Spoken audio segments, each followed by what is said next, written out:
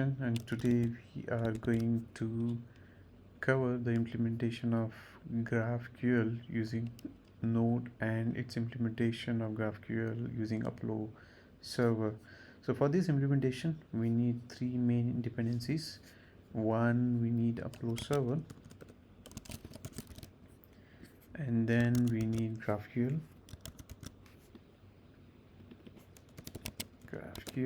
and then we'll be using NodeMon, which will be used for real-time changes detections where we can apply it on the server side.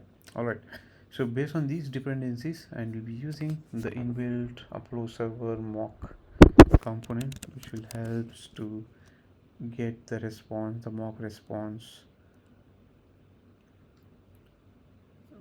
Let's have a simple example of an API.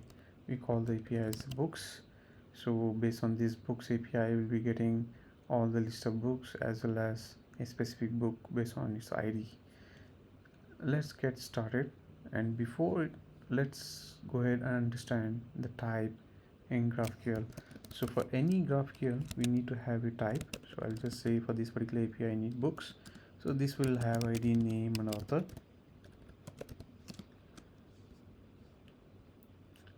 And once we have the book, then three main components of GraphQL. One is a query and the other one is a mutation. So as I explained earlier in previous session, the query is used to get or fetch the data from the server, and mutation is to create a record. So in the HTTP terms, I would say in the traditional HTTP API we call it as post or put operations. Okay, so let me go ahead and create an API. For that, I have a existing terminal ready. I just go ahead and create a new directory called let's say books API using Node. Okay, so I'll just go to that particular directory. Alright, I am in this directory at the moment, so I go ahead and create a new project using npm init with the default values. So I should be having one specific file which is package.json. So once I have this, I'm go ahead and install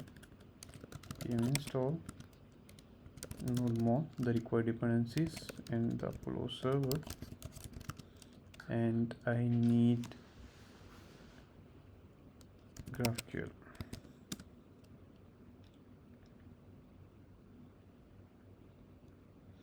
It will take a while to install the required dependencies. So meanwhile, once this installation is done, we can open it in any IDE. So I'll use IntelliJ as a default IDE which I am currently using. I'll open that particular project here. So if you look at it, these are three different dependencies what we have been installed. So now let me go ahead and modify the scripts a bit to use, say, start. You still indexing the entire project, so I can type it here. So NodeMon dot. So this will look for the changes in the specific folder. So I'll go ahead and create a file called index.js, and here I start creating the server, which is the Apollo server, and then I will start opening up the playground. So let me go ahead and create required. I need Apollo server constant. I need Apollo server, and then I need GraphQL.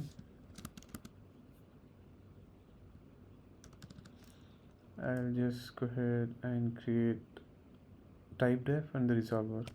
So two very important components do we require part of Apollo server. One we call it as a type definition, schema type definition. I'll say type defs, which was discussing about here, and then we have something called resolver. So the resolver for any query, a specific resolver should be available. Let's say query resolver, which will look into and the action that it takes to respond back to the client. Now we'll not look into the resolver because as we are using these mock objects, we just go ahead and do a type definitions. So this type definitions is a very simple JSON object that can be defined using GQL.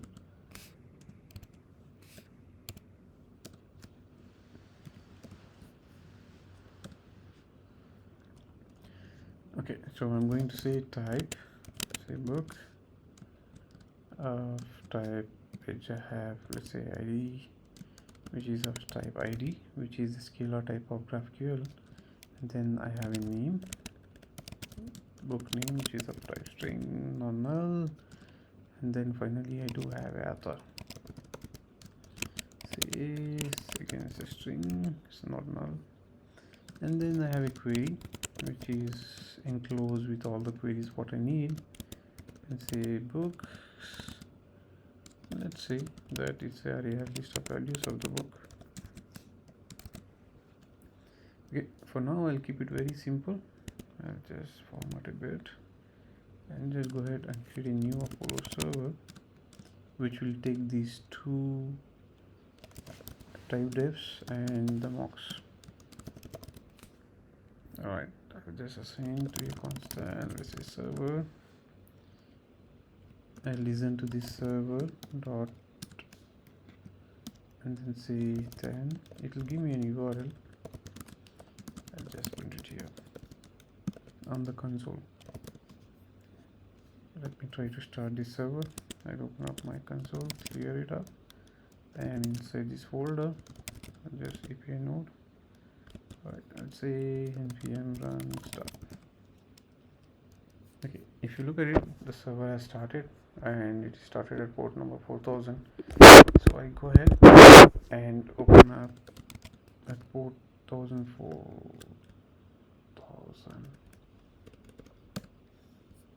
So it will take you to the query resolver. So this is the default Apollo GraphQL sandbox which will get it. So if you look at it, so it's a simple example query what we have it, and it's a running API. So as of now I do not have any query, I just have only a simple query which has been defined called books. Let me go ahead and hit that particular query and let's look at the result. Let's just say books. So I need the values. So I need ID and I need a name and need an author. Let me run it. So if you look at it, these are the default mock data what we are getting it, part of the API response. So this is how we'll create a GraphQL API, and if I do not need an author, so I just can take it out, and this is how it's different from the traditional REST API implementation. Alright, let me go to the next portion where we'll be creating a simple query to fetch using the ID. I'll just say book by ID, which will return a book which internally takes a value which is of ID of this particular ID field. Alright, so let me go ahead and save this and let me look at it. So it is hope the nodemon is identifying the changes. I'll just say book by ID and let me go ahead and look at the query. Say book by ID, I'll just say ID of this type is this particular ID. Let me go ahead and execute to get this particular ID. So if you look at it, so we just define a new book by ID query which will fetching the result by using this. So hope you guys enjoy this session, and please comment below if you guys want to know more about GraphQL, and have a nice day. Thank you.